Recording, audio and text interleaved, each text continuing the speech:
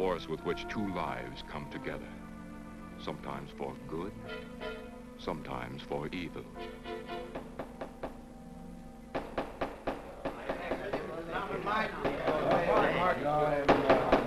I say, Williams, is out of line on this. I'm definitely against it. Williams seems to forget we have our stockholders to answer to. Phone Mrs. Williams, Della. Tell her to be ready in about an hour, and I'll pick her up. Yes, Mr. You phone San Rafael and see if those papers are on the way over from the executive. Yes, Will.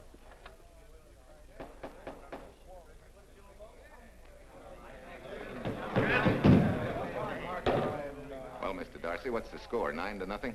I'm afraid it is, Walt. If you think you can persuade them to change their minds, go right ahead. Gentlemen, I never interfere in stock issues, dividends, or anything else in your department. I must run my department with no interference. Either I know why and when I need more factory space, or you need another boy. And that's all right with me, too. Because I can take these plants and pick my own spot in the motor production field. You won't have to worry so much about dividends. There won't be many. Hold on. I'm sure none of us want to lose Walt. Or our dividends. What do you say we take another vote? Now, all in favor of buying the 3 new factories signify by saying aye. Aye. Aye. Aye. Aye. Aye. An unanimous vote. Congratulations, Walt. Congratulate the board. They're the winners. Williams, if these factories are so valuable that other companies would jump at the chance to get them, how do you know that you can buy them at the price you quoted us? How do I know? I bought them this morning. Good morning. Della, I was asked to rush this up for Mr. Williams. Get my wife, Della? Your maid said she'd gone to the dentist. I gave her the message. Oh, fine. Oh, this just came. Thank you. What about those papers? They're here. Burke's checking them now. Good.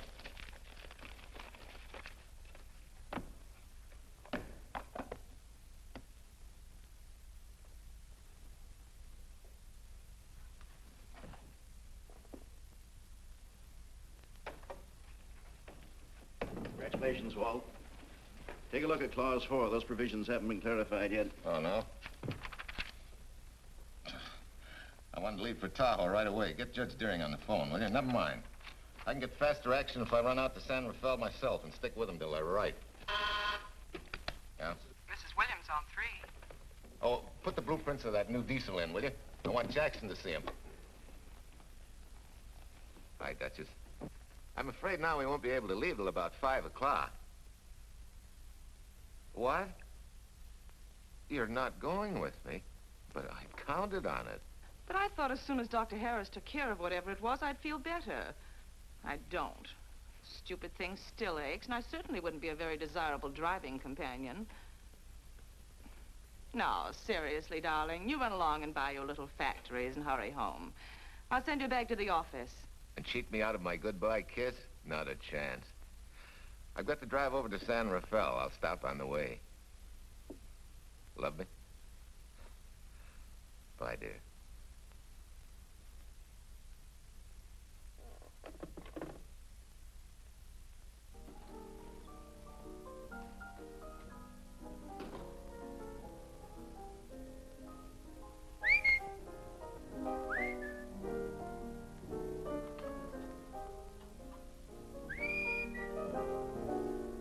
How do you expect me to whistle through a toothache?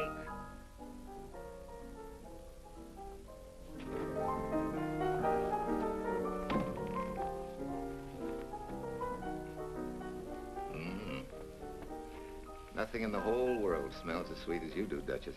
Certainly don't feel sweet. I was grouchy as an old bear. Well, old Doc Williams can give you something to fix that. Close your eyes. Relax a minute. Take a look at that and see if you don't feel better. Oh, Walt. Oh, darling, it's beautiful.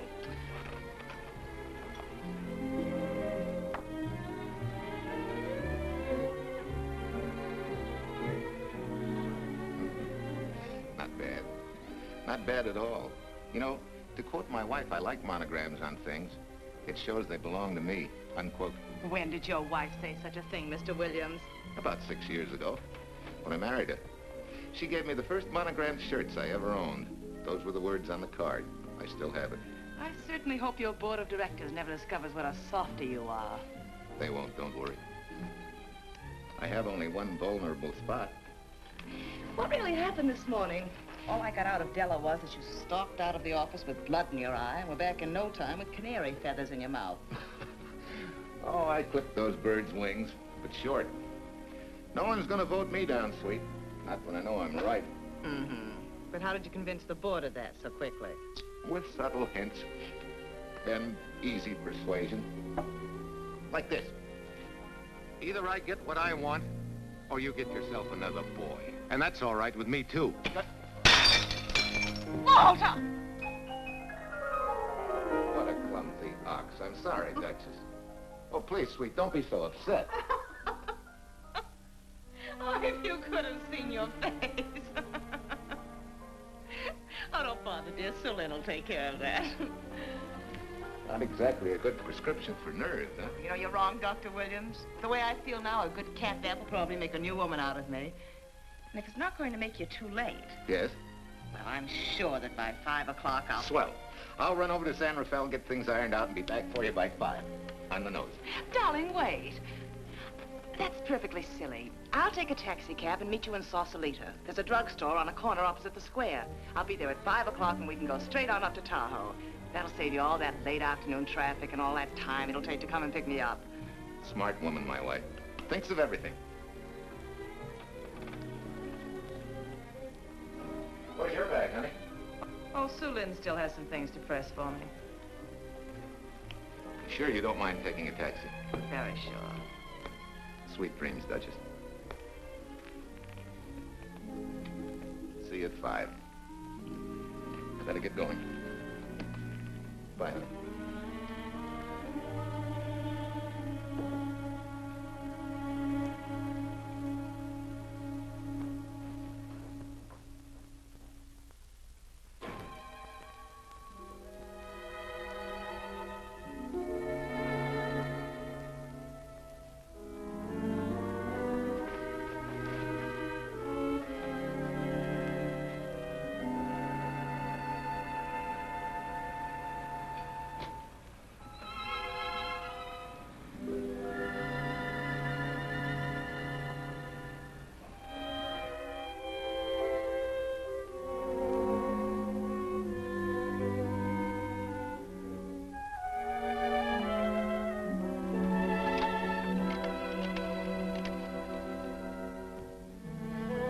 Long distance?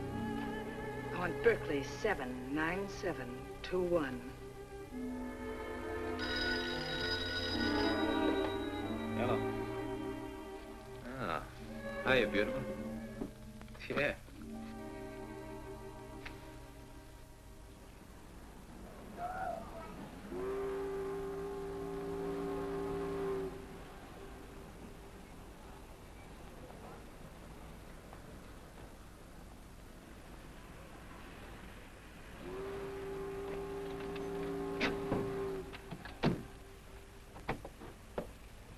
Here. Don't forget, turn this stuff over to a bellboy at the airport hotel in Oakland. Tell him to hold it for Jack Burns. Jack Burns, the airport hotel. That's right, I'll be checking in later. What do I owe you? $1.15 a here. All this stuff back to Oakland. Yeah, here. Buy yourself a new key. Thanks.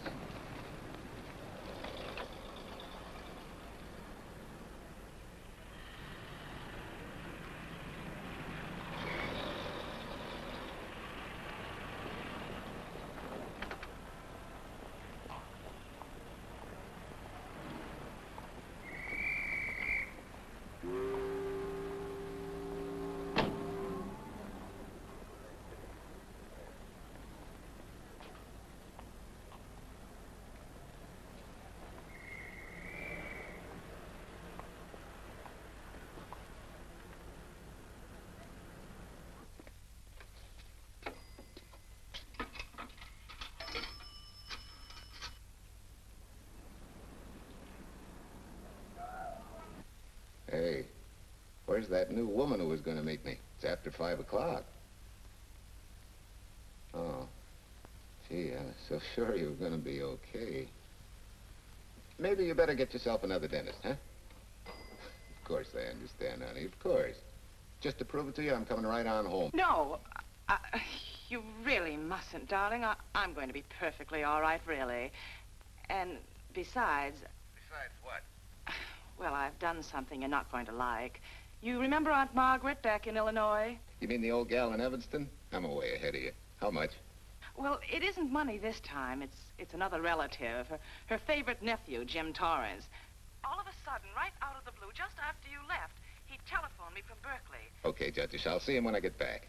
Well, you don't understand, dear. You're going to see him right away. I'm what? Well, all he seemed to want was to be able to get back to Illinois, so I... So you buy him a ticket. That's easy. Well, it isn't. I offered to, but he got huffy and said he didn't want any handouts, and... Well, without thinking, I told him we'd pick him up and give him a lift as far as Denver. I won't say I'm getting exactly an even trade for you, but where do I find this guy? Well, he should be there right now. I told him to be on the lookout for a cream-colored roadster, just in case we failed to recognize one another after all these years. Oh, darling, you're such a lamb. You sure you forgive me? What do you think? Well, I better run along or Cousin Jim might get nervous. Take it easy, sweet, and miss me, will you? I do already. Don't drive fast. And please take care of yourself. Softy. Goodbye.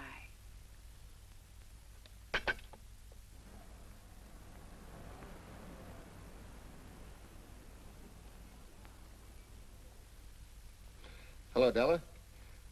Yeah, Mrs. Williams wasn't able to go with me. Now, while I'm gone, you see that she gets her roses every morning. That's right. But this time on all the cards, put love from Softy. Yeah, S-O-F-T-Y.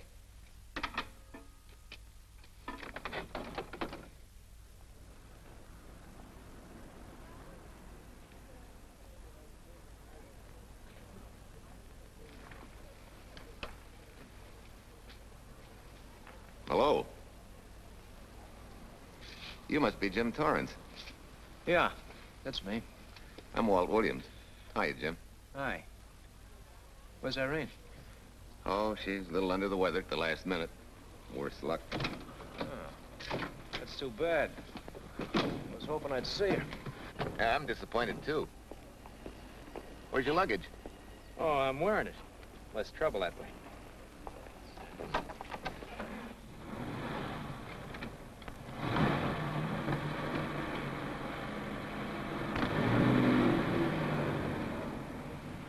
Irene tells me you're heading for Illinois. Yeah. Going been a little rough, huh? Haven't exactly been worried about my income tax. What's your line, Jim? Oh, guess I'm a better salesman than anything else. You know, I can give you a couple of letters when you get back to Chicago. It might help you. It's fine. Little in with the top brass never hurts. What outfit were you with? Patton's Third Army. How was it? Rough. Except for the time in Italy. I kind of liked it there. Patton's outfit never got to Italy. Of course. But most civilians never know or care, and I figured you didn't either. Well, I fooled you that time.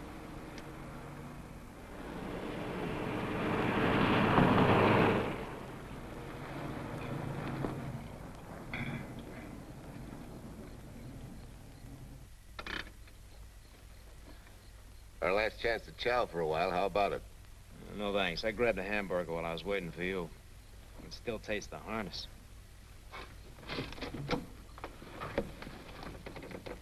Sure you won't change your mind? No, I'm gonna grab a little shut-eye.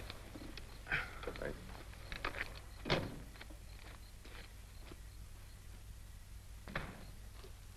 Chicken sandwich and a Coke. One chicken sandwich. Chicken sandwich coming up.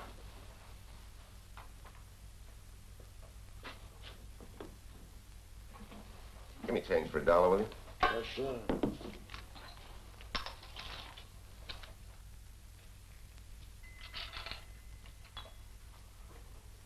Thanks.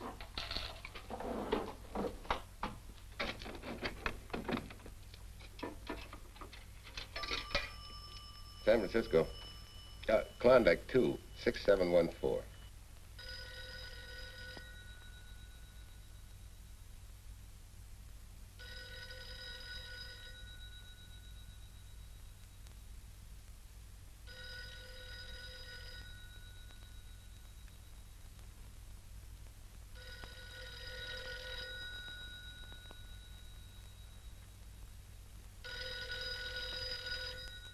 Klondike 26714 does not answer. Oh. We'll try Sutter 1, 2599, please. Bayview Apartments. Oh, yes, Mr. Williams. No, your maid isn't there tonight, sir. Well, she said Mrs. Williams was taking something to make her sleep and wasn't to be disturbed. But perhaps... No, don't disturb her. Just leave a message that I won't forget about a certain problem. Mm-hmm. I think I have it, sir. You want her to forget all about a certain problem. Softy, is that S-O-F-T-Y, sir? Softy is going to take care of it thoroughly. Is that all? Yes, that's all. She'll understand. Be sure she gets it the first thing in the morning. Right.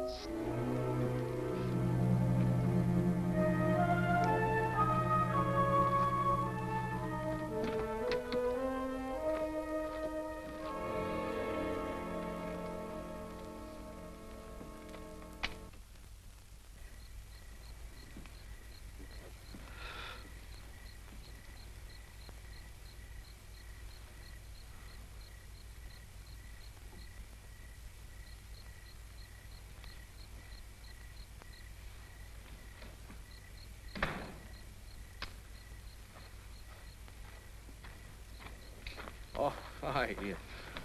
It's been so long since I've been behind the wheel of anything but a Caterpillar or a Jeep, I had to find out what a real buggy feels like. Why don't you drive for a while? Oh, swell. Nothing would suit me better.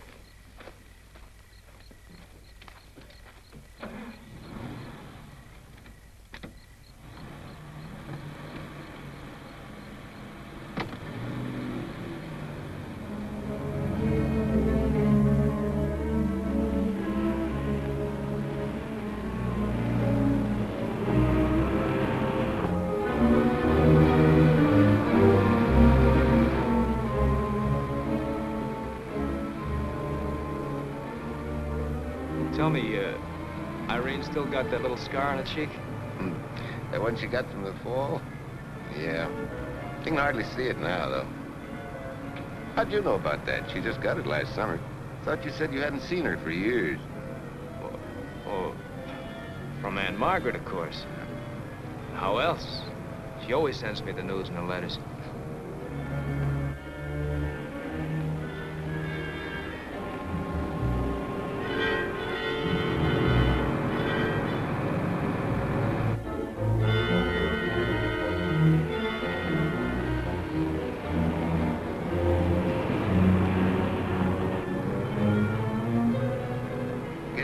Margaret will be pretty happy to see you. Irene says you're the favorite nephew. Afraid my lovely cousin was just giving me a build-up for your benefit. You don't know Irene. Maybe not.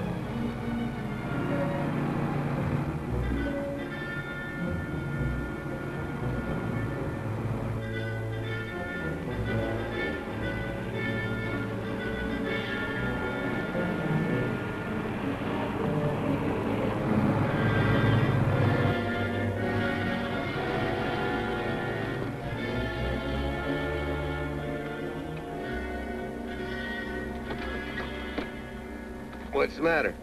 I think we got a flat.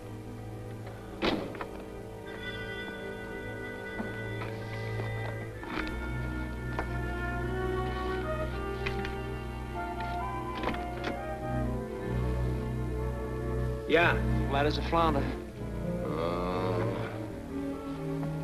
Well, let's get to work. Hey, look out there, young fella. That's quite a drop.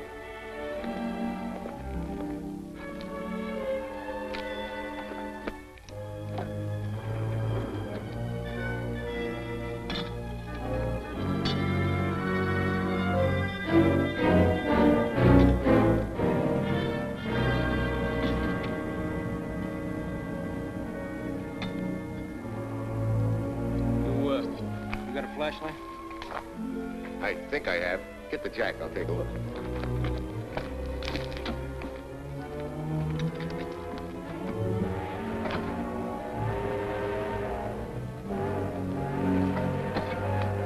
Did you find it? Yeah. Yeah, it won't be long now.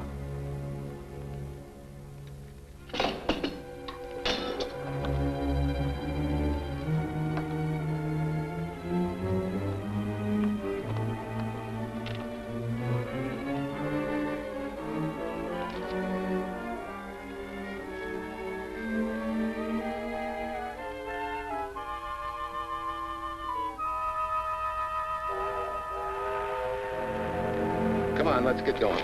Wait a minute. Did one of your cufflinks fall out? Huh? Well, something dropped. I heard it fall right down there at your feet. Hmm. Well, he must have rolled under the car.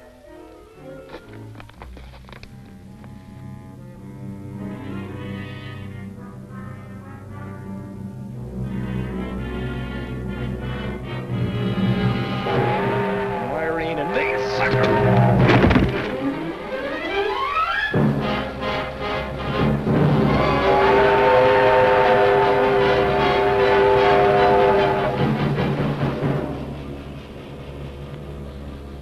Hello?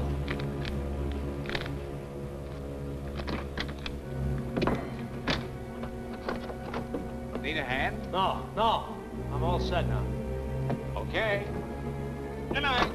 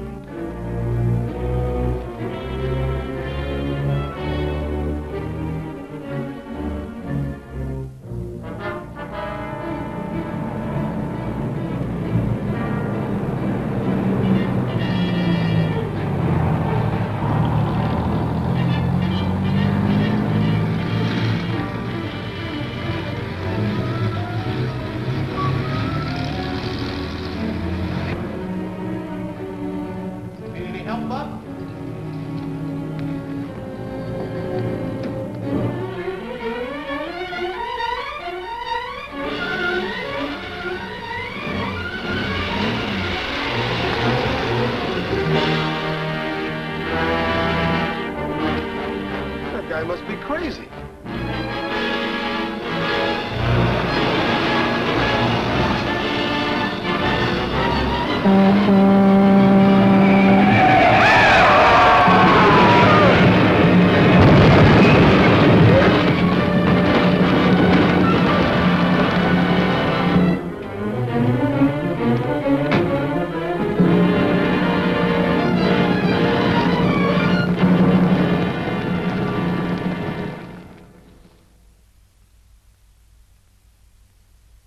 in case my husband should be late and have to rush for his plane. This will be taken care of. Thank you. Tell Mrs. Burns the 302.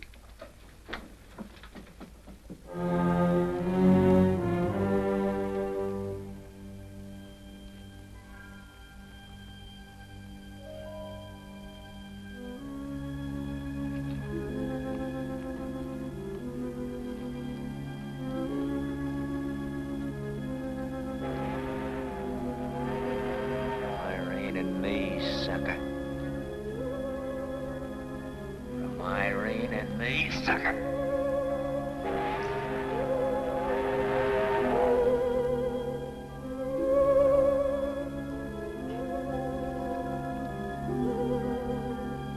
Take care of yourself. Softy. Softy.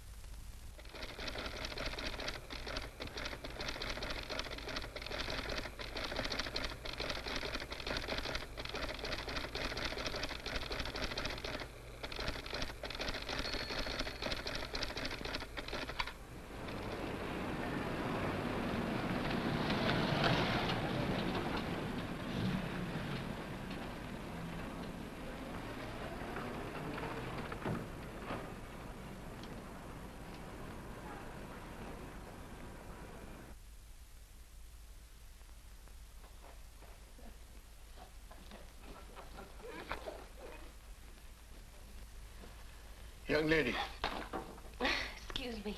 I want to see Mrs. Walter Williams. I'm sorry, sir, but she left orders not to be disturbed. I'm sorry, too. Lieutenant Quincy of the police department.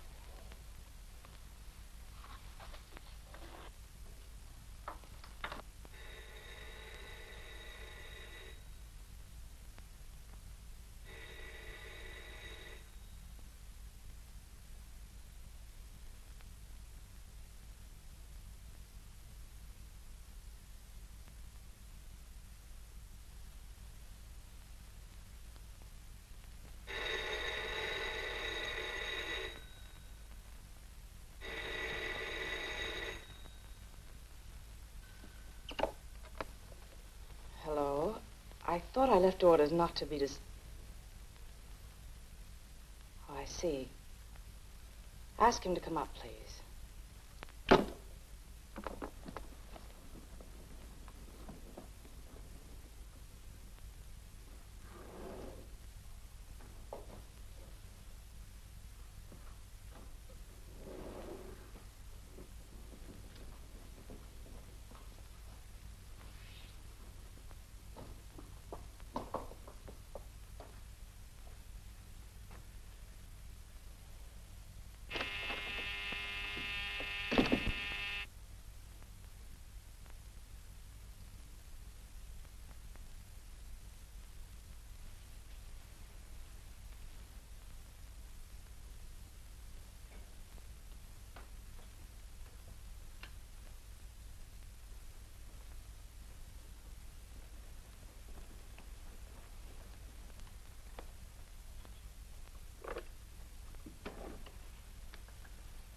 Yes?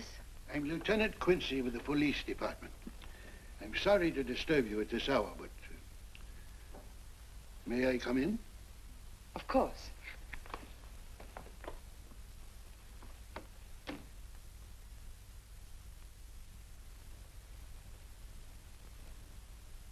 Well, Lieutenant? Did your husband go on a motor trip late this afternoon? Why, yes, he went to Denver on business. Why? Was he driving a Packard roadster? Yes.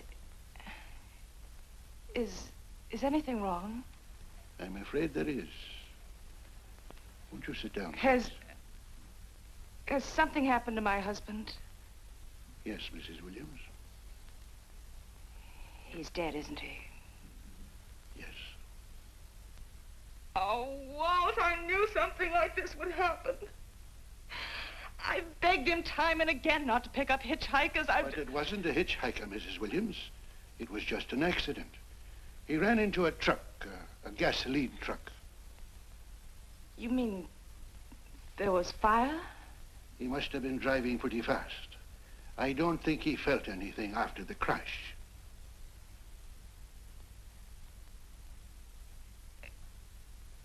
If there's nothing more you need me for, Lieutenant, I think I understand.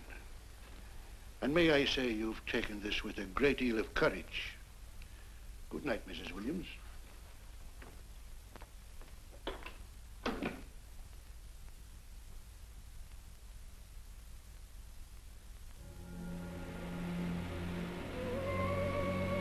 Take care of yourself. Softly. From Irene and me. Softly.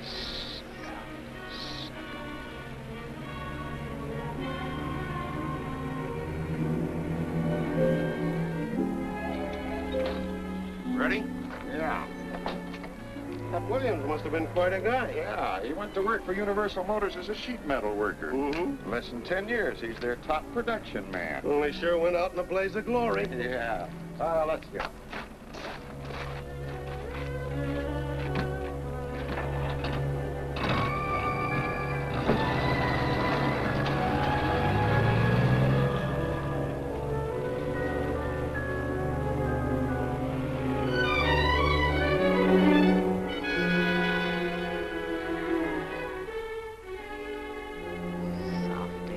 From Irene and me. Sucker. Sucker. Sucker.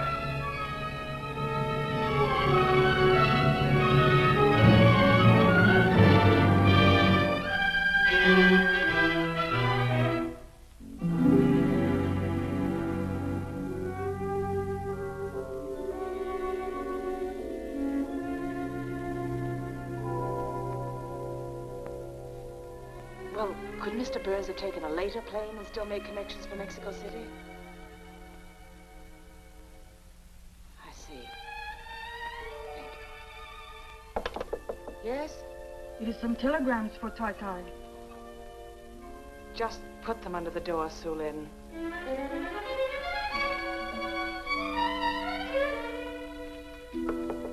Please, Tai, a policeman Quincy most anxious to see you. Ask him to wait, Sulin.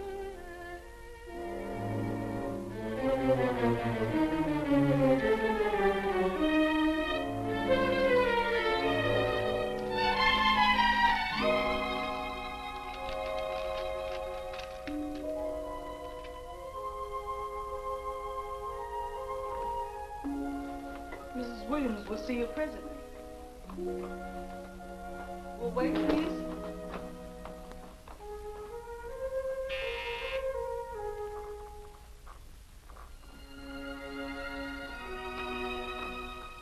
Flowers for Mrs. Walter Williams. Thank you.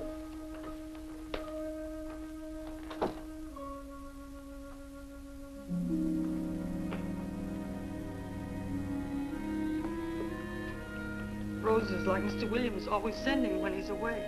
You seem to have been very fond of Mr. Williams. Sulin is honored to have served him 5 years, and he... I'm sorry to keep you waiting, Lieutenant. I wouldn't be disturbing you again if it wasn't necessary. And I wouldn't be keeping you but a moment. You're being very considerate. Won't you sit down?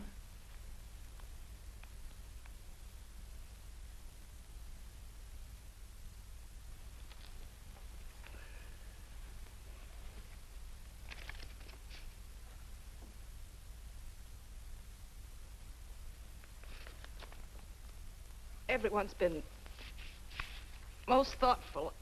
And why shouldn't they be? Forgive me. I'm all right now. What was it, Lieutenant? The state police would like to have some information. They found some wavy skid marks for quite a distance on the road, as if the car had been out of control when it crashed. Tell me, was Mr. Williams a reckless driver? Why, no. He was a fast driver, but certainly not reckless. Well, was he a heavy drinker? Quite the contrary. Well, what about his health? Could he have had a heart attack and lost consciousness before the accident?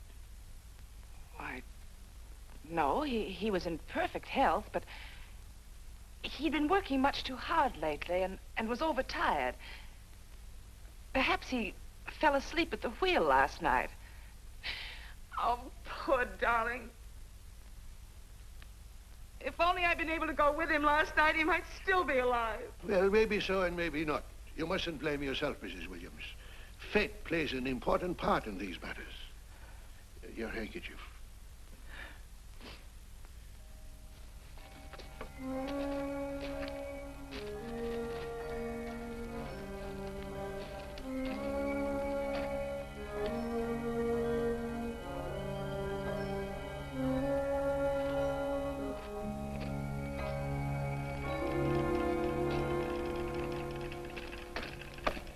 When's the next train to San Francisco?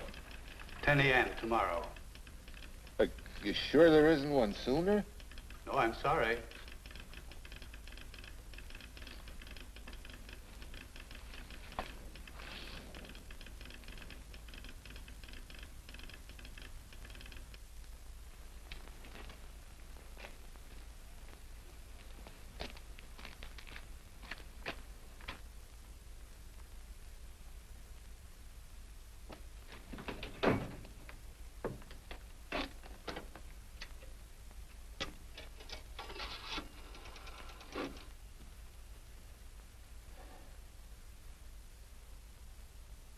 We have a circuit now, sir. Evanston. Calling Mrs. Margaret Hubbard's residence in Evanston. One moment, please.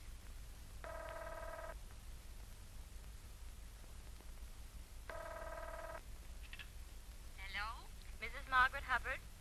Yes? Who's this? Long distance. I have a call from Mr. James Torrance. Who? Mr. James Torrance. He's her nephew, Jim Torrance. The call is for your nephew, Jim Torrance. I haven't any nephew, and I don't know any Jim Torrance. Sir, Mrs. Hubbard says she doesn't know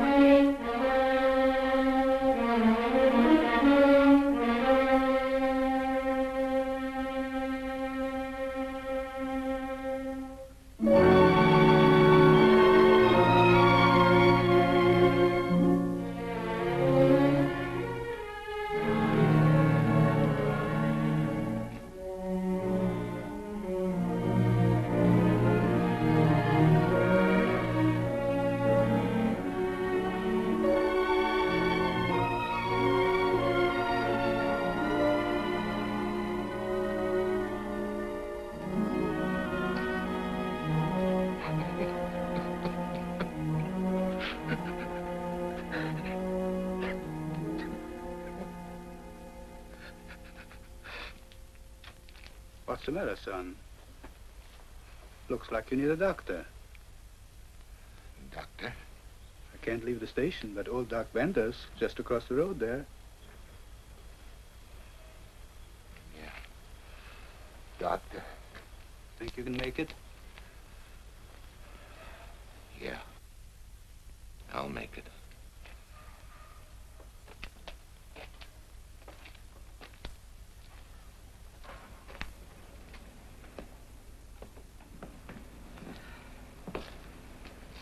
Now take it easy, man. There's some concussion there. You've got to watch your step for a while. Yeah.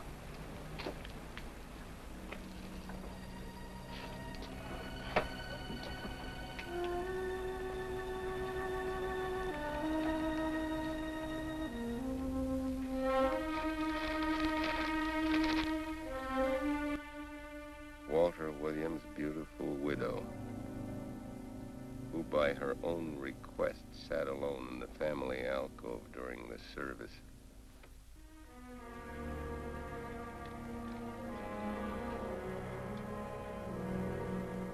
Smart. Someone might have caught her licking her chops.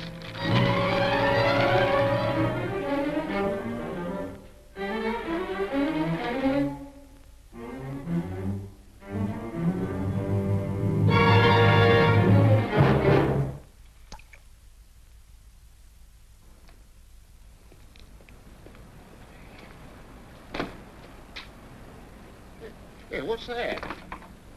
Walter Williams. Hey, ain't that the guy that... For the love of Mike, what's that briefcase doing here? He's dead. They did him a dirty trick if he ain't. Hey, now, wait a minute. Don't touch it. We better turn it over to the police.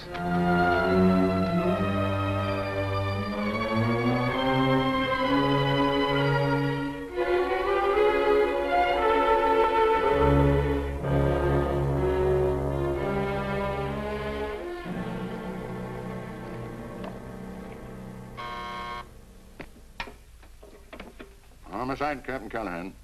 Oh, yes, Chief. The Duke just came in from Washington. The fingerprints are those of a James Torrance. Yeah, I'm putting Quincy on it. Right. This sort of opens up a new can of peas on the Williams accident. There's the FBI reporting the guy. Playing with the lady's affection seems to come natural with him.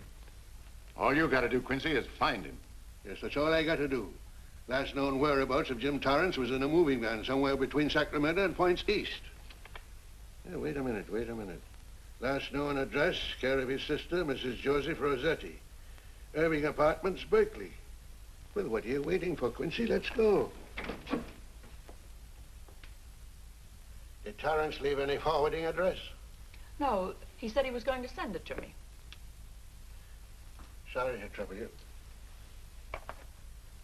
Oh, Lieutenant, if you should happen to hear from him, will you let me know? There's an unpaid telephone bill and a bundle of laundry. Laundry. Let's have a look.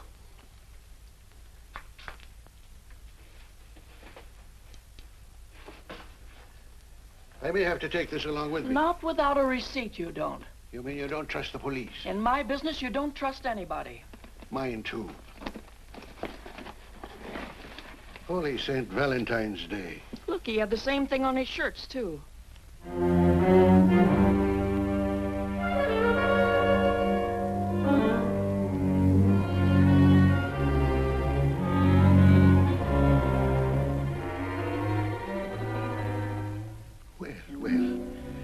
Romance in your late tenant's life. Did you ever see the lady? You know, I never did. But I always knew when she'd been here, the wonderful perfume. I lay you 10 to 1 she's a rich widow. Could be. Wait, I'll get you his telephone bill. Pretty fancy stuff for a hitchhiker. Yeah, but he's a pretty fancy hitchhiker. According to the shirt maker, a certain lady in the town had these made special. And they're just like her husband's. Only his initials were WW. Sort of smells, don't it, Cal? Now take a look at this little item. It was also found in the laundry. I for Irene and W for... Well, it could be for Williams, too, couldn't it? Yeah. Homicide, Callahan speaking. Hello? Oh, hello, Fitz. Hello. What news? Oh? Any luck? Both days, huh? Swell. Have it typed up and sign it. This report of Fritz will be a nice little topper for this pile. His checkup shows calls from Torrance's phone to Williams's private number, and a flock of them going the other way, including one on the 7th and several on the 8th. The 8th, in case you've forgotten, is the date of Walt Williams' accidental death. Well, that ought to be enough to get an indictment out of the grand jury. Go pick her up. I'd like to play a long shot first. It might give us 2 for 1. Well, take 'em one at a time. A bird in the hand is not going to lead us to its mate. I'd like to give the lady a little more rope. Well, Thanks. I thought you'd agree.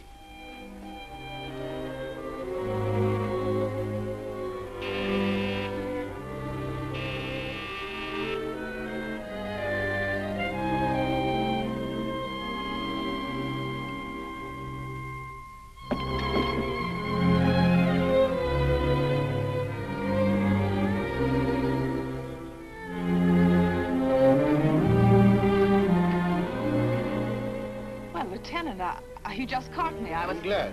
I have some rather startling news I thought you should know before it hits the headlines. Come in. Thank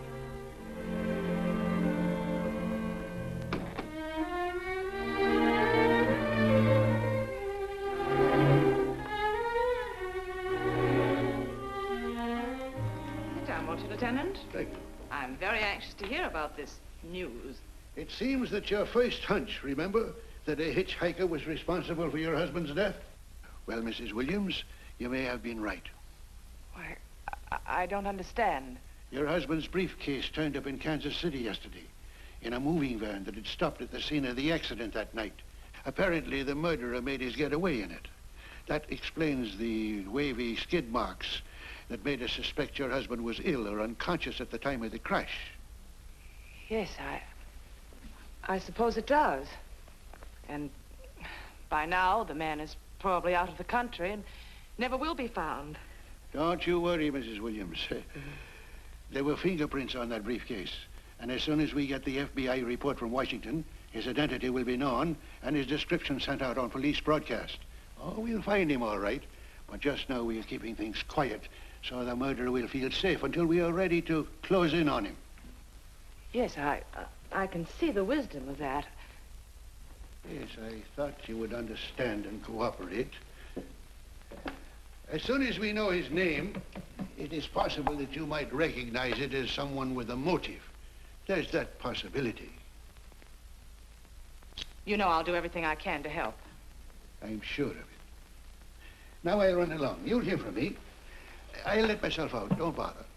And don't worry. Good day.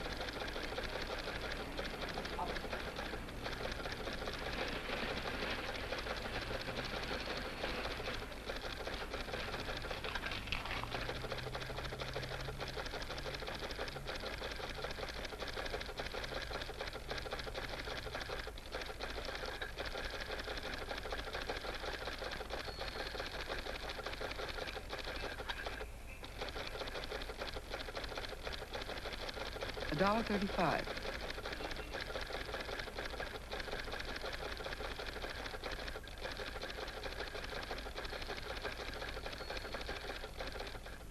See, everything after the letter J in the first name has been obliterated by heavy writing over it. The only impress letters legible are those between words or before them, like RNS at the end of this name here, and the Hotel Santa here before the word Evanston. Well, Tom, don't you think it's about time you retired? Why, there isn't even evidence there of Mrs. Williams' intent to communicate with Torrance. And who do you think she beat a path to the telegraph office to wire to? The League of Decency? I'll tell you what I think, that you should have brought her in when I first told you to. By the time we get her now, she'll have figured out a way to tip Torrance off. He'd be that much tougher to find. Not unless she's tipped him off from your office. Ernie's got her on ice waiting for you.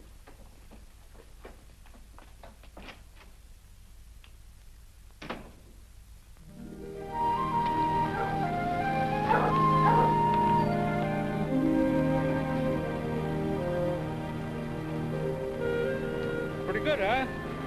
Fastest growing little town in Idaho.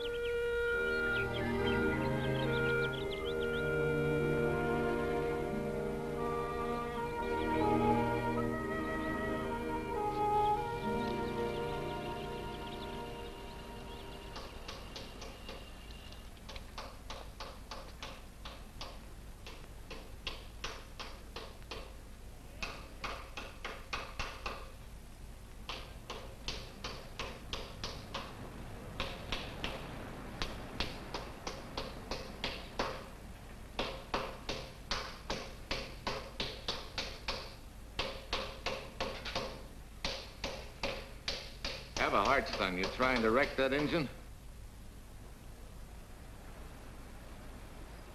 Oh. Sure. It's a hobby of mine. The way you're going at it, you can't miss.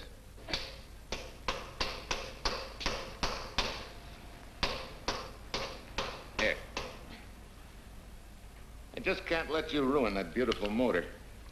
Start her up.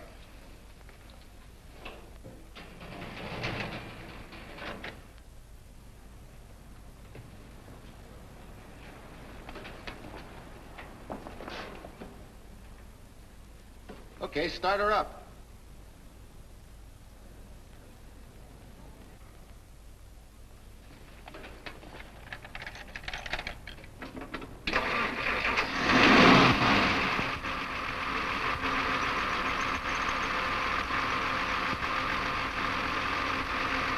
Shut her off.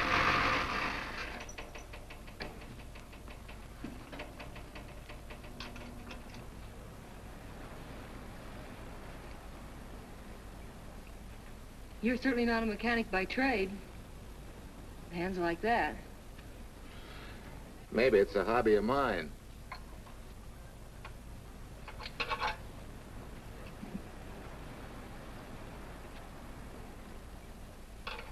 Gee, what happened to your head? Perhaps I was talking when I should have been listening. Okay? Okay by me. Thanks a lot, Hill. So long, Marsha. Bye. He's all right now. You better lay off till the boss gets back. I'm the boss. I guess the new cars are a little bit over my head. Now, with a jalopy, it's different. Aren't there any mechanics around here you can hire? No, they all went over to the new factory in Mansville. I guess they got better wages. Tough break. Yeah. How much do I owe you? Oh, forget it. Well, I'll be shoving along. Well, at least have a cook in the house. You might as well. Marsha, can I use your phone a minute, please? Sure, help yourself, Uncle Ben. Never rains but what it pours. 650, please.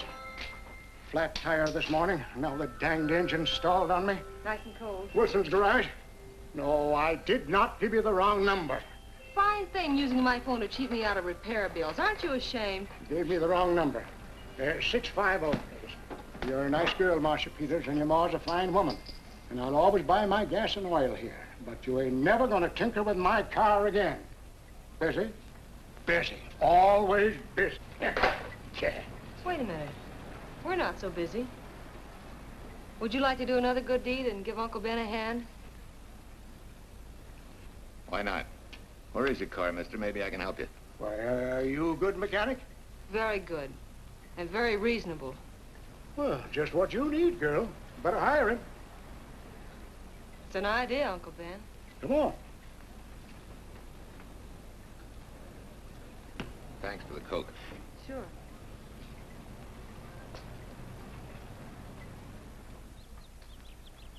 Well, I got Uncle Ben fixed up all right.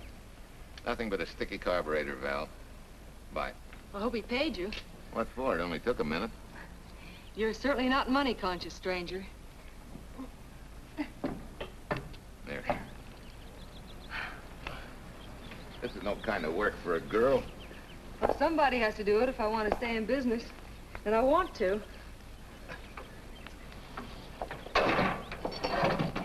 Must be some business that you're better suited for. Couldn't you lease this place to somebody? Sure. I did while my husband was overseas. But when he was killed in Okinawa, well, we'd made a lot of plans for the future here. And I had a hunch he'd like it if I took over and tried to make a go of it. Takes more than a hunch to do that. I got along famously. Business has been fine until lately when the help got short. Could be again. I had a good mechanic. Yeah. You sure need one, all right. Well, for Pete's sake, say yes or no. Do you want the job or don't you? You mean you'd hire me without knowing anything about me? You can repair automobiles. What else do I need to know? Except your name. Well? Why not? Sure. I'll try it for a while till you get someone permanent. The name's Bill Walker. Okay, Bill, it's a deal. And maybe if business gets real good, you'll want to stay. Oh, don't count on it. Where's this go, on the rack? Yeah.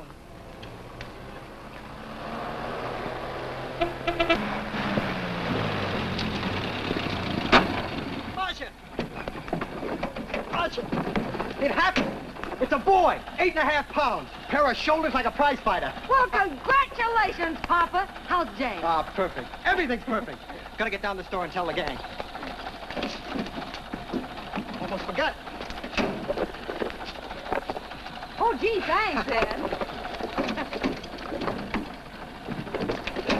I'm sorry, I won't have enough for the gang. Yippee!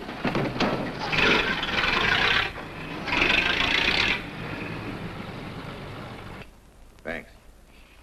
Say, we haven't settled the matter of wages yet. Maybe I can't pay you regular salary. Suppose we leave that open till you find out how much I'm worth to the business. Doesn't seem to be any business right now. Might be a good time for me to get rid of this beard and find a place to board. We live right next door. I'll go ask Mom. She'll know of a place. Sort of a peaceful house. I noticed it this morning. Oh, gosh, I forgot. She's down helping Mrs. Wellesley with her canning. Mom finds homes for everything from stray cats To stray mechanics. Well, you're not a stray anymore. I'll go phone. Pearl, 674, please. Hello, Miss Wessler. May I speak to Mother? Hi, Mom. I've got some good news for you.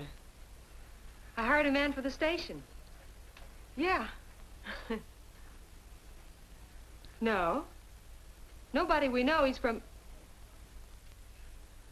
out of town. Needs to place a board. You got a good one up your sleeve? Okay. Says she has to meet you first to come home for supper. Huh? And you like apple or cherry pie? Cherry. Cherry it is, Mom. See you later. Oh, now I gotta get rid of this. Hey, where's the nearest barber shop? The one and only, just up 2 blocks. Tell Judd you're working for me. When you get back, we'll close up and go home. Thanks.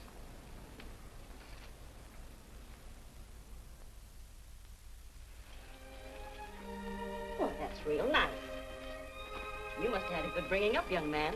Thank you for the young man.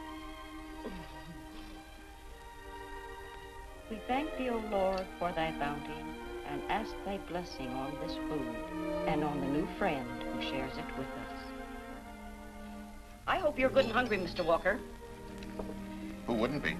Marsh, she eats like a sparrow, with all the hard work she does. May I have your plate, please? Well, she can start taking it easy now. Boss, the help. Thank you. She never takes anything easy. Has to put her whole heart and soul into everything she does. Well, now that you're through with me, Mom, how about Bill? Have you thought of a place for him to stay? Well, why can't he stay right here? We have a spare bedroom going to waste. And I think you like my cooking. Like it? That's very kind of you, Mrs. King, but it seems an imposition. Imposition, nothing. That's good business. I can get back what I pay you in board and room. Well, Marsha, what a thing to say. If you'd like to stay, we'd like to have you. We have some more vegetables. Mrs. King, you have a boarder. May I have a biscuit, please? Oh, excuse me.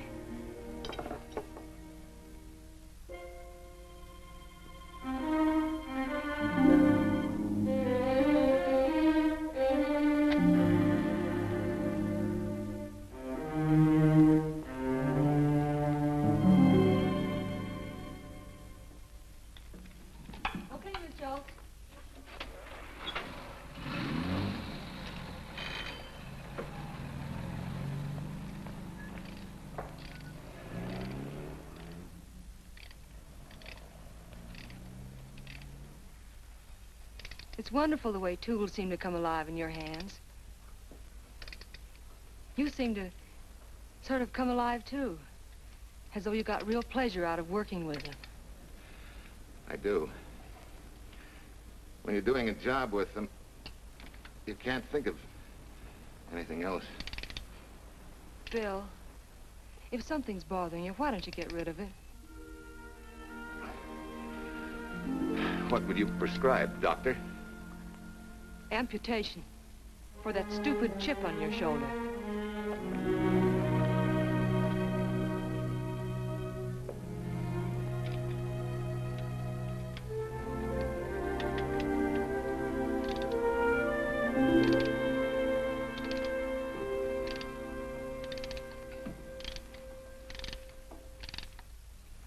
What you need is a ring job. Save yourself some money. Gee, Bill, with the baby and everything, I just can't afford it now. Oh, we'll take care of that. Hey, boss. How's Ed's credit? Good enough for a ring job? Well, sure, if I can hold Junior as collateral. Oh, not a chance, fella. Never mind her. I'll do it on my own time. Oh, thanks, Bill. Maybe we'll see you tonight, huh?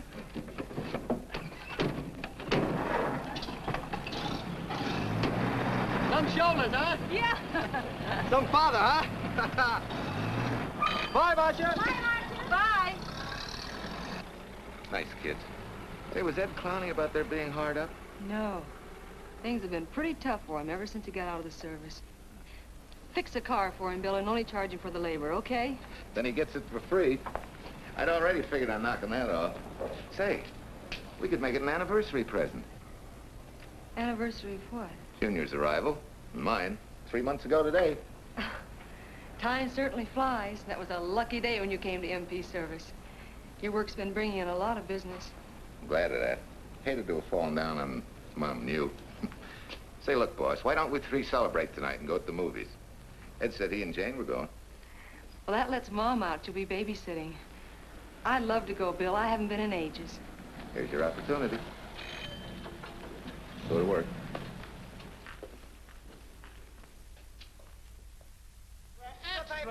Irene Williams, held for murder. Read all Extra, Irene. This is Sheila Graham with the latest news of the shocking Williams murder case. While beautiful Irene Williams is held for trial, charged with conspiring to kill her late husband, the police are searching for James Torrance, believed to be the lover of Mrs. Williams and her partner in the horrible murder of Walter Williams.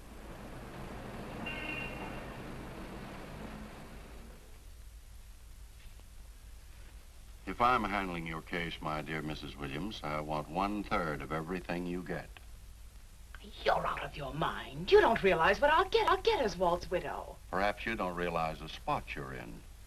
Torrance's fingerprints were found not only on your husband's briefcase, but, in a manner of speaking, on your reputation as well.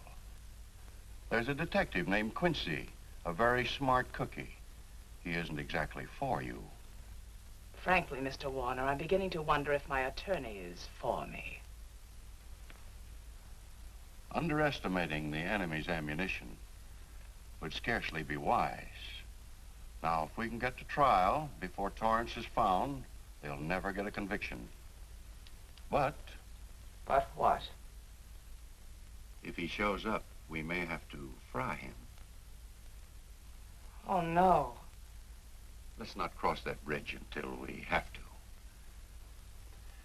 But if it comes to a choice, we're not going to burn, are we?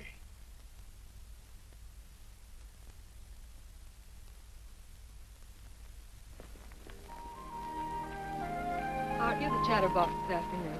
What about this afternoon? Oh, I'm sorry, boss. I guess it was wool gathering. You're only supposed to do that in the spring. Is there anything you don't know? Yes. What's San Francisco got that we haven't? Better newspapers, for one thing. Anyway, California's supposed to be the land of opportunity. I thought that by now you liked it here. I do. Very much. It's a good town. Nice people. Swell boss. Thanks. We like you, too. No fooling, Bill. You'd be surprised how many people ask questions about you. What kind of questions? Oh, where you came from, do you have any family, and do you like it here, and are you going to stay? Al Knox asked me at the movie last night if you wanted to join the volunteer fire department. Just interested, friendly things. I suppose it is natural for people to wonder about a stranger who moves into their community, like I did. You know, I've been thinking, maybe it wasn't such a good idea, you and I going to the movies last night. It's all right being seen in the station and here with Mom, but... You get used to that in a town this size. They're always trying to marry people off. You just ignore it, and after a while they forget about it. I'll go get cleaned up for supper.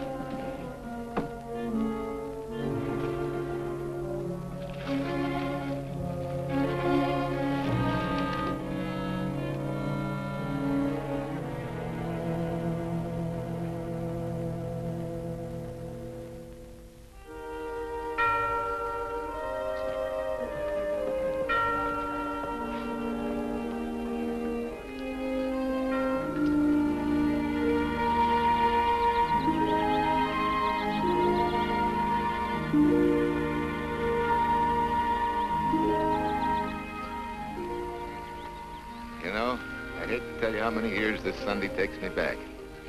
Did you always fall asleep during the sermon? I wasn't asleep, Mrs. Peters.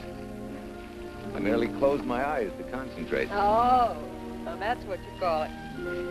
I had to nudge you to stop you from nodding. Quiet.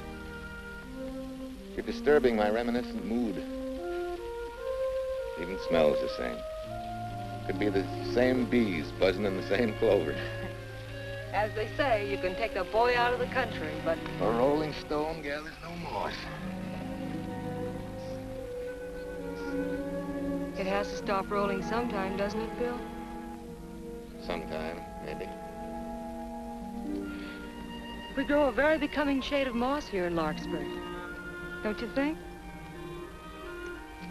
You grow a lot of nice things here. Anyone in particular? You'll have to skip the answer to that one. Someone tore it out of the book. You're married, aren't you, Bill? Yep. That's right. You must have loved her very much to have been hurt so deeply. To be so afraid of someone, even yourself. Maybe it's better that way. then no one gets hurt. Bitterness and hatred hurt everyone. Can't you see, Bill? They're like a wall that shuts out all the sunshine from a garden and lets everything wither. Make room in your heart for something else, can't you? I guess this is my day for sermons. Sorry. As Mom would say, you never get rich minding the other fellow's business. Hey, that's a flyer. I'll be seeing you.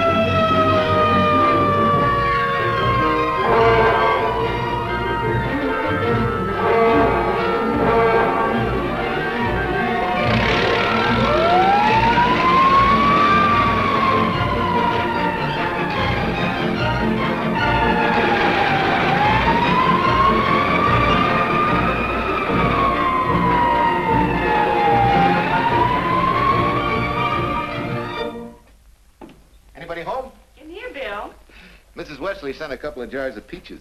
Said you helped her can them. Oh, thank you. When I delivered the doc's car, he insisted that I have a bite with him. Where's the boss? Took a book back to the library for me. Huh? What a day. Hey, what's the idea? Are you darning my socks? Well, I thought a drawer full of holy ones isn't doing you much good. I found it when I put fresh papers in your bureau yesterday. You have a heap of things that need mending, haven't you, son? Does Marsha know? Do you think I'd tell her? This is your problem, Bill. Because I found out about it doesn't give me the right to tell anyone else, not even Marsha. When you trust folks, you trust them, and you give them a chance to work out things the way that seems right to them. How can one little woman be so big? Don't forget, it's a lot easier to be tolerant and understanding at 50 than it is at 25. Yeah, Ma. I'm going next door for a while. Grandma Thompson's ill.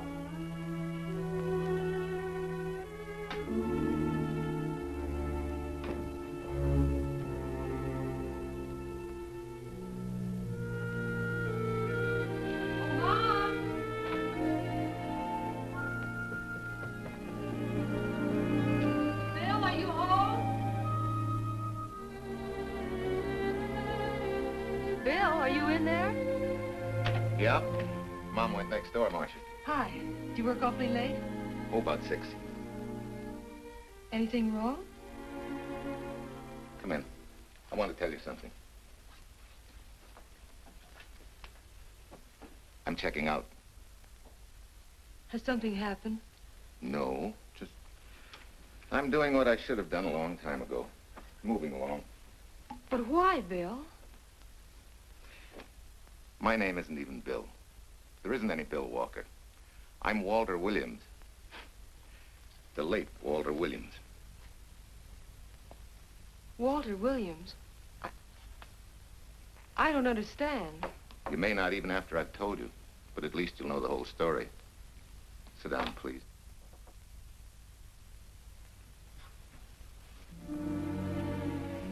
Finally, Larkspur. And you. From there on, you know. I'm glad you're going back to make things right. Going back? Wild horses couldn't drag me back. What are you going to do about your wife? Nothing. You're going to let her go to trial for murder? Oh, no, Bill. Why not? She tried to kill me, she and her cousin. But they didn't. Who says they didn't? Let them try and prove it. No matter what your wife did, she can't be tried for something that didn't happen. Oh, Bill, can't you see? You bet I can see. She deserves everything she's getting. Sorry part of it is they'll never convict her. No, Bill. The sorry part is you're not big enough to take a hard jolt to your pride and to your ego. Sure. It hurts to be tricked and cheated by someone you loved and believed in. But that doesn't give you the right to take justice into your own hands, to trample on the hearts of others and walk out on life. A barren, frustrated boyhood. A marriage to a woman who accepted my love, yet despised me so thoroughly she resorted to murder. I'll never think of our moments together without nausea. I feel stripped bare, degraded. Because you've closed your mind and heart to everything else. Even me.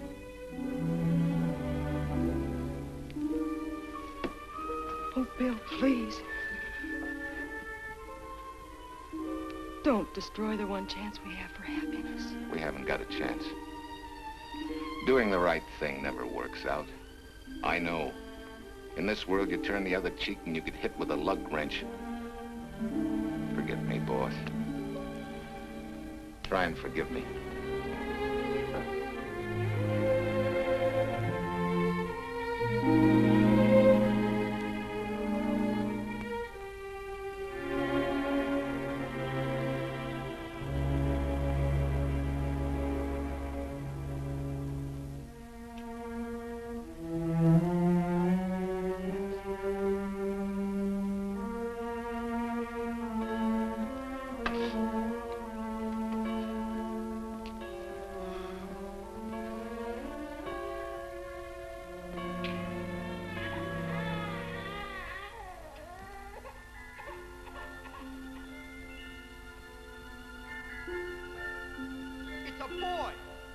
Shoulders like a prize fighter.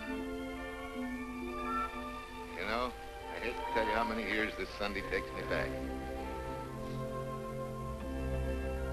You have a heap of things that need mending, haven't you, son?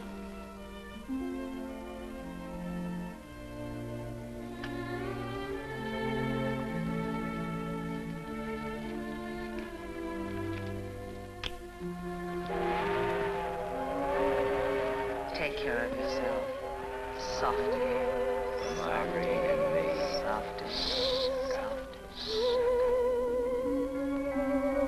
You're not big enough to take a hard jolt to your pride and to your ego.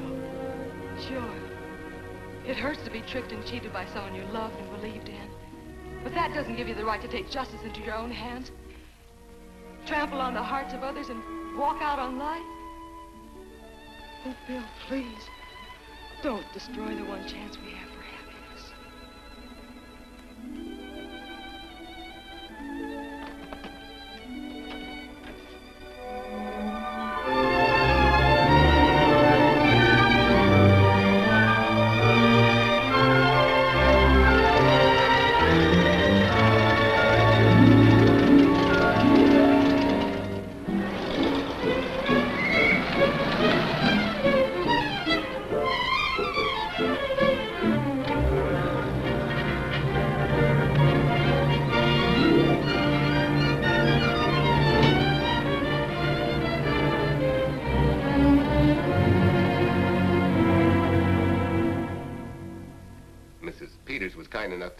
To substantiate at least the Larkspur portion of what I've told you. Very thoughtful of you, Mrs. Peters. Mr. Williams, when you read in the newspaper that the hitchhiker who attacked you had been, well, a close friend of your wife's for some time, it must have been a great shock to you. I didn't come here to discuss my emotional reactions, Lieutenant. If you need me for anything further, Captain, my office will know where to reach me. Let's go, Marsha. Just a minute, Mr. Williams. We'll need your signed statement for the grand jury when we ask for your wife's release. It won't take long to be typed. Yeah? All right.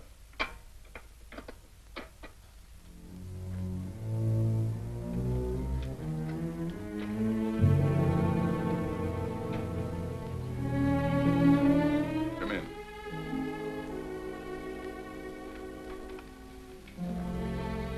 Sit down.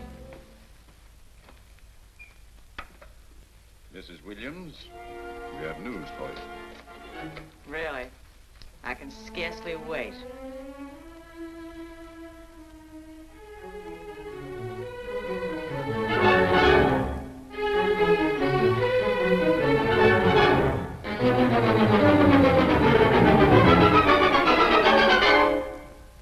It seems it was Torrance who was in the car when it crashed. Jim? Dead?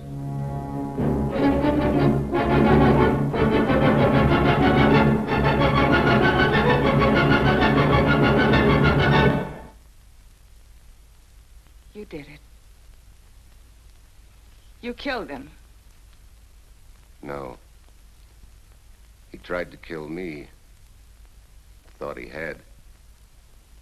And he ran into the truck. It was an accident. An accident? You wait all these months to tell this story. You let me rot in this filthy jail. Wait a minute. You let everybody believe you're dead. Pretty convenient, wasn't it? A dead man can't be tried for murder. Mr. Williams, perhaps your wife would understand better if you would explain to her about the amnesia. Amnesia? Oh, don't tell me you believe he had amnesia. Where's he been all this time, just wandering around in a daze? Tells us he's been in Larkspur, a little town in Idaho, working as a mechanic in a service station, run by Mrs. Peters here.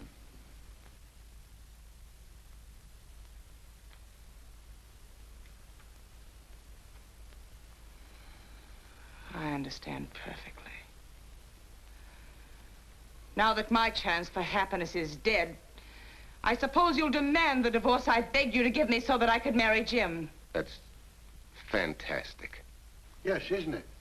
After you telling us that the man you picked up was a perfect stranger. Well, that's not true. The time and place for meeting Jim had all been arranged. I must advise you, there's a law that a wife can't testify against her husband. There's a law against murder, too, but that didn't stop him, and nothing's going to stop me until I'm through. It's all right with me, Captain. Go on. Talk your head off.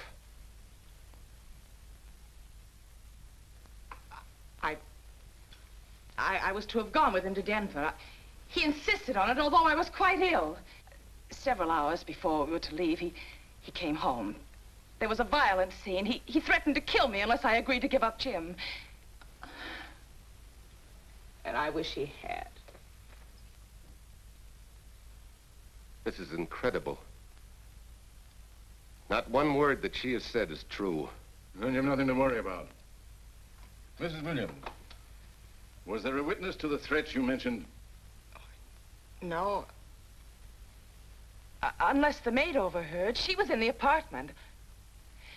In fact, she picked up the pieces of the vase that he threw at me. Where's she now? I don't know. She left me suddenly after all this began. Please, could the questions wait? I feel rather ill. Will you have Mrs. Williams ready for the grand jury at 10 o'clock tomorrow morning? That's all.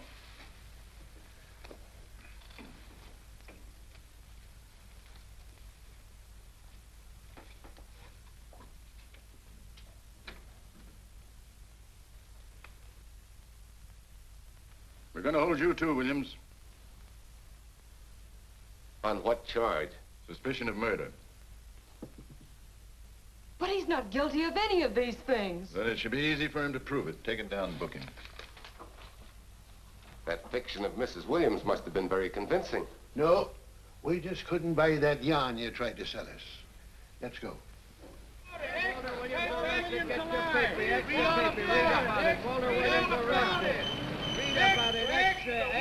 Watch me, White, Reed, and murder charge. Extra, get your paper. Walter Williams charged with murdering White's mother. Extra, get your paper. Irene Williams goes free. Husband held. Extra, get your paper. White, Reed, and murder charge. Walter Williams charged with murdering White's mother. And Daly's going to cover Williams' office. Okay, boys, hop to it. I want all I can get by 10 a.m. tomorrow for the grand jury. Okay, Chief. Oh, Tom, don't miss a bit. Dig up everything you can on Williams and the Peters dame. You sort of believed Irene Williams' story, didn't you, Ben? She made better sense than he did. Well, sure, she's a better liar than he is. Don't forget, I went all through her grieving widowhood with her. She's a bad customer. Well, that's for the grand jury to decide, and Williams insisted on letting her talk. So it's his funeral. Funeral, all right. Especially with that yarn he told. But murder's out of character for him. There's a few pieces missing somewhere. There might be in Idaho, if it's not too much out of character for you to get going. You're going to miss me, Cal, when I retire next year. Maybe I'll join Private Eye and solve your cases for you.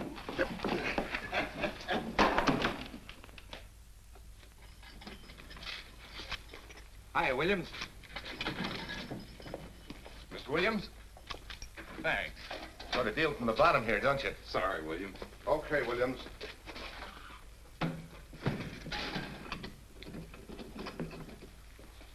Well, not very good news, judging from your faces. Well, Wolf, the grand jury returned indictment against you. Mrs. Williams was released. I see. Now, don't you worry, Walt. We'll have you back at work where you're needed, and in short order. Come on, Eldridge. There's a visitor waiting far more attractive than we old fogies. We're just leaving, Mrs. Peters, but remember, don't hesitate to call on me for anything. Thank you so much.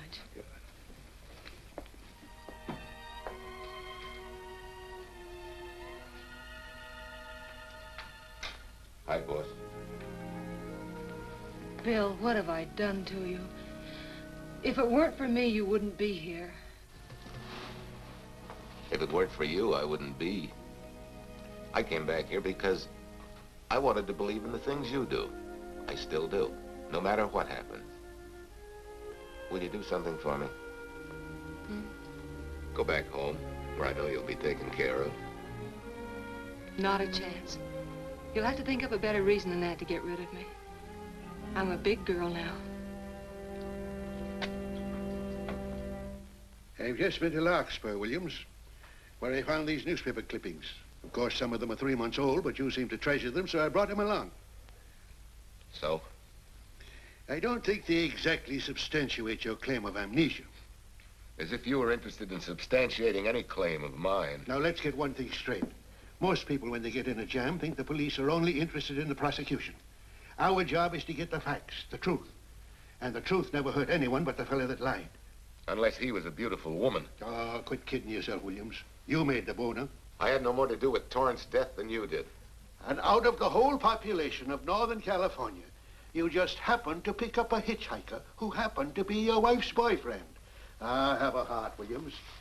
I suppose you'll tell the truth when you take the stand, but you better have some mighty conclusive proof if you expect the jury to believe it. Wait, Lieutenant. Bill, we all know you're not guilty, but we're going to need help to prove it, and need it badly. Lieutenant Quincy can't take sides, but if we're right, he has to be on ours. And I have a hunch he wants to be. Why don't you tell him the whole story? All of it. Please. I'd like to. Quincy, very much. Guess I should have told the whole truth in the first place. But I wanted to clean this mess up with as little scandal as possible.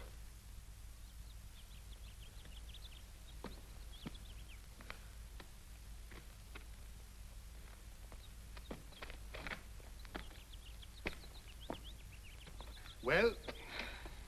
No sign of the lug wrench or anything. My dear Mrs. Peters, will you please stop trying to be a detective? How many times do you think the police have combed this spot for any kind of evidence? Now, be a nice girl. Take Mr. Williams' advice. Go back to Larkspur. What time is it?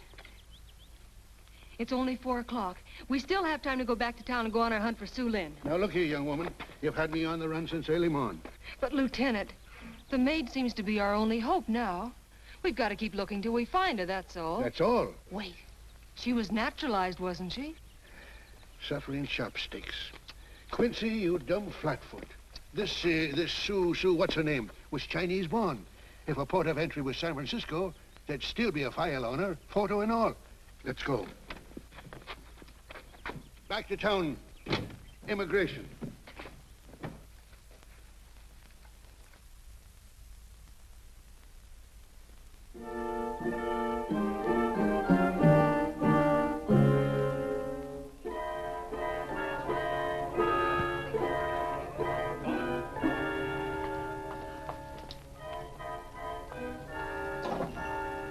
The council has given us the right lead.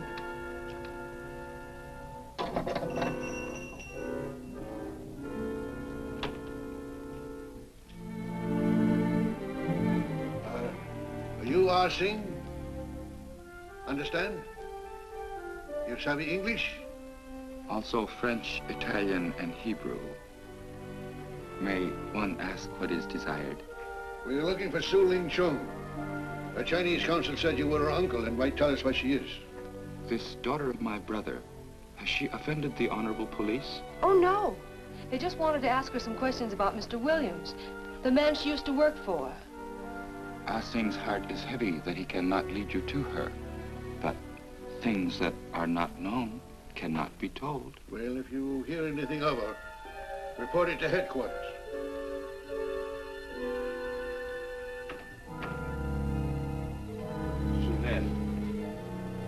Untruth is not good for soul, and not wisdom when told to policemen. Better for the soul to be kind than to be wise. Sulin must keep silence to help in this matter.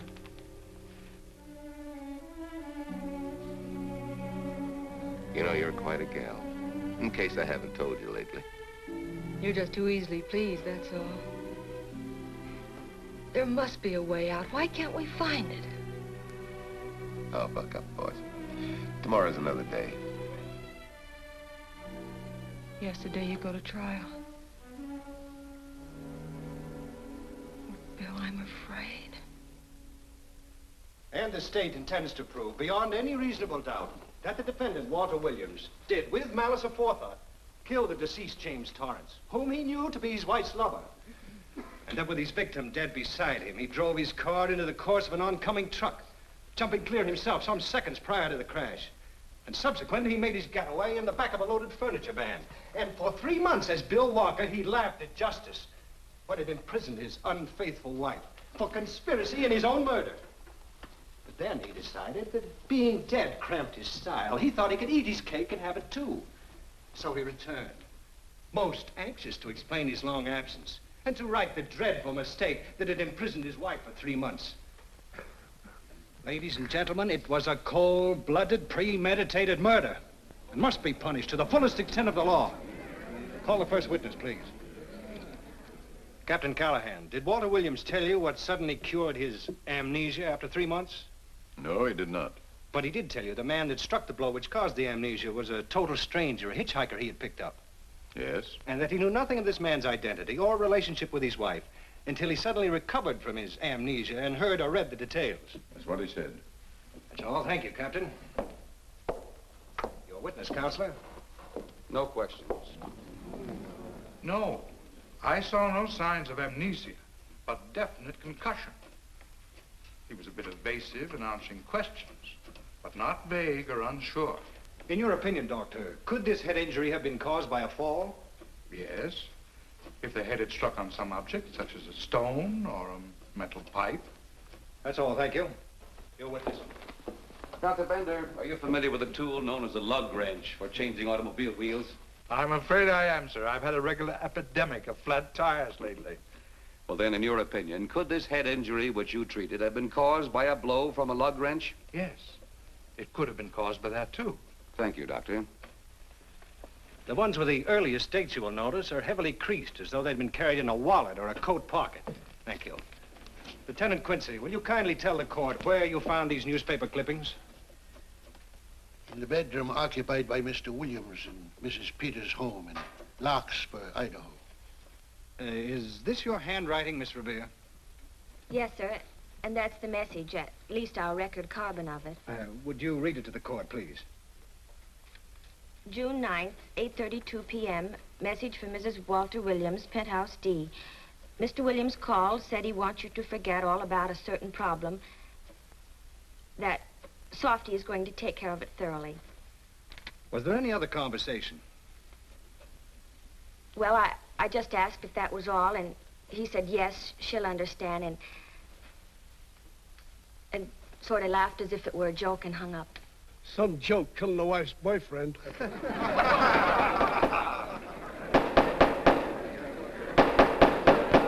of the state versus Walter Williams.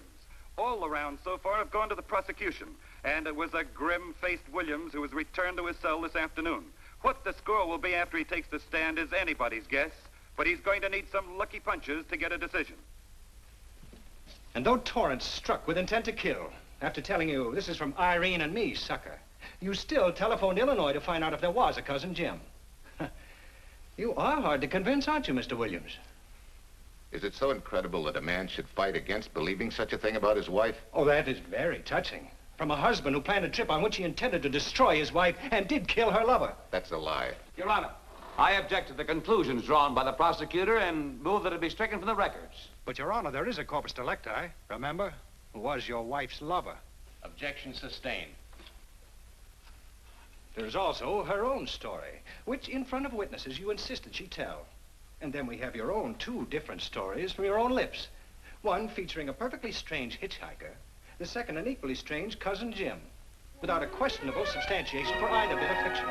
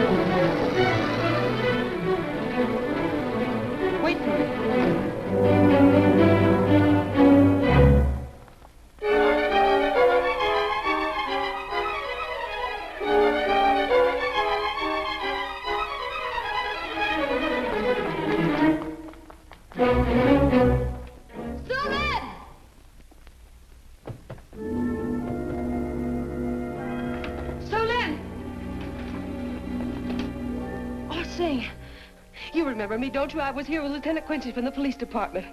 I just followed Susan up the stairs. I saw her come in here. You must be mistaken. I'm not mistaken. She's here.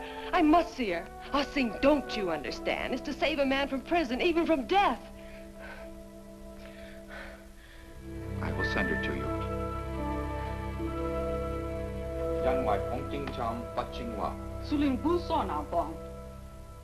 Oh, Sue Lynn, we've been looking for you all these weeks.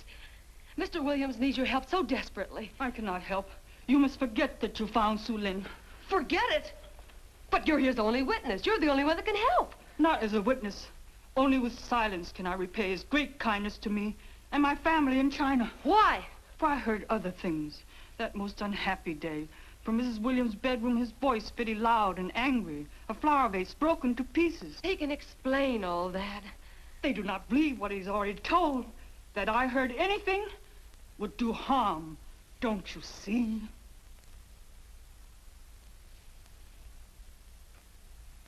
Yes. Much sorrow comes from women who know not honor and truth. And Mrs. Williams, she was not true even to that Torrance man. What made you say that? That night when he was killed, her sickness was but wall of falsehood, behind which she could go secretly to a meeting place. You mean she went out that night? Sue Lynn, are you sure? Yes, because next morning in her bedroom I found street shoes that had been worn. Her coat on the closet floor, with the sleeves turned inside out, as though removed hurriedly. And in one pocket, a door key to some hotel. Sue Lynn, that's it. Proof that she and Torrance had planned to meet that night after he killed Mr. Williams. What hotel was it? Oh, I don't remember. The key. What did you do with it? Returned to coat pocket. Come on. We'll get to Lieutenant Quincy. He'll know what to do. And pray, Sue Lynn, every step of the way.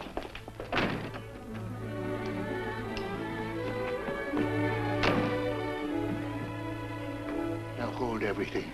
Even if this long shot don't work out, we'll just keep on pitching.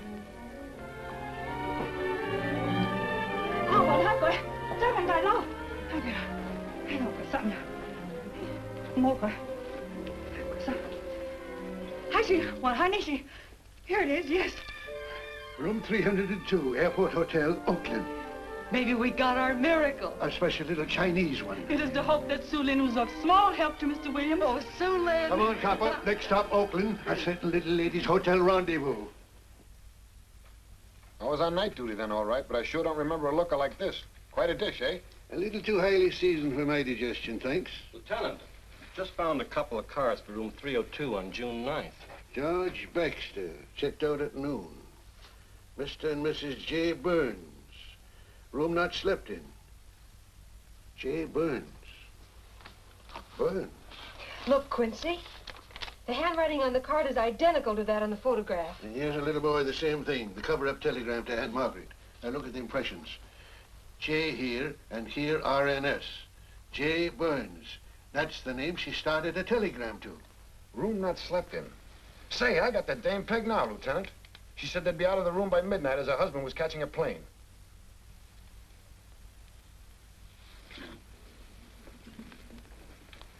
But Quincy... Reservation for Sam Andrews. Yes, sir. This ties it all up, doesn't it? Yeah, like a greased pig.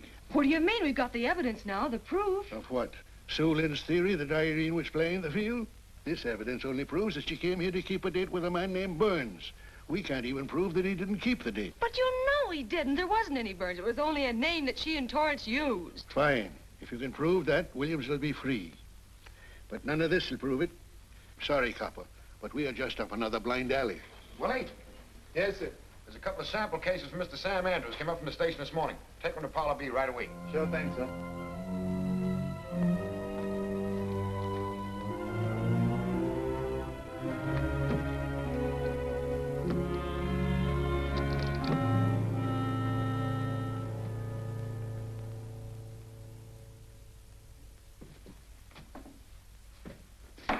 Be seated. Case of the state versus Walter Williams. Proceed, Mr. Aldrich. Your Honor, we will call Mrs. Irene Williams. Take the stand, Mrs. Williams.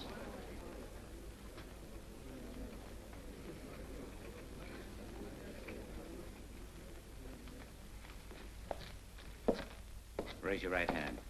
You solemnly swear that the testimony you're about to give in this cause to be the truth, the whole truth, and nothing but the truth, so help you God? I do. Hey, what cooks? The defense calling her? Mr. Aldrich, what's the purpose in calling this witness? Merely for purpose of identifying handwriting.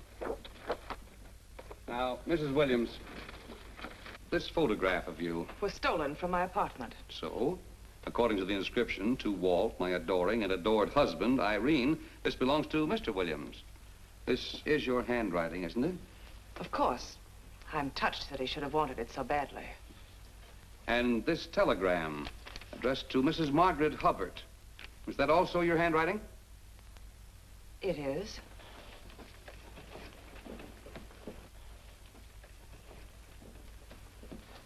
Now, Mrs. Burns, I mean Mrs. Williams, this photograph is inscribed to Jim, my adoring and adored Irene. Did you write this too? I see no point in all this. Merely answer counsel's questions. Did you write it? I did. And these letters addressed to Mr. James Torrance, did you write them? Yes.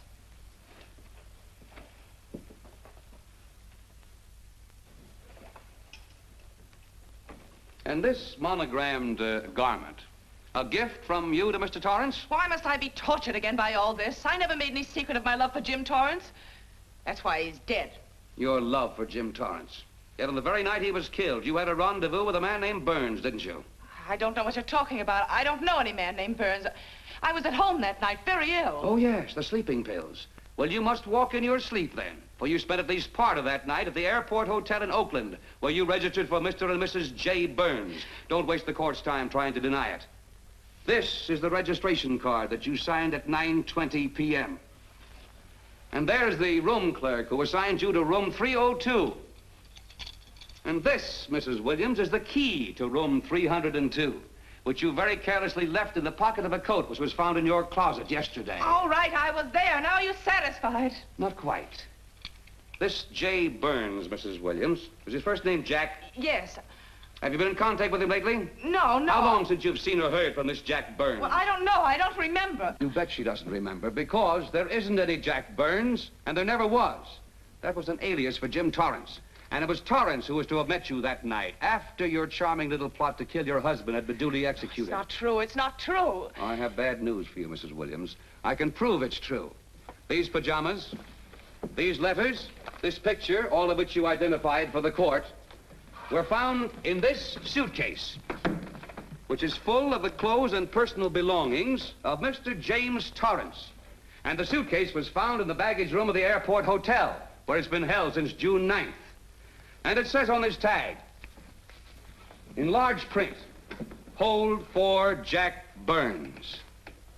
That is all, Mrs. Williams. Just a moment, Mrs. Williams. Your Honor, in view of the evidence presented, we now ask for a dismissal of the state's case against Walter Williams. And we intend to charge Irene Williams with conspiracy to commit murder against her husband, Walter Williams. Oh, no.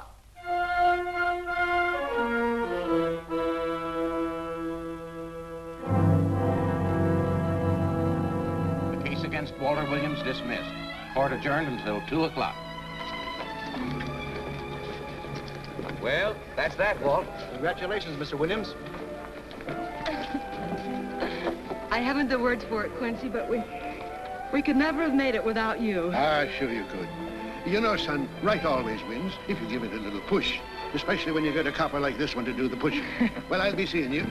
You know, it'll seem kind of strange being able to eat and sleep without someone getting in your hair all the time. Oh, fine, Walt.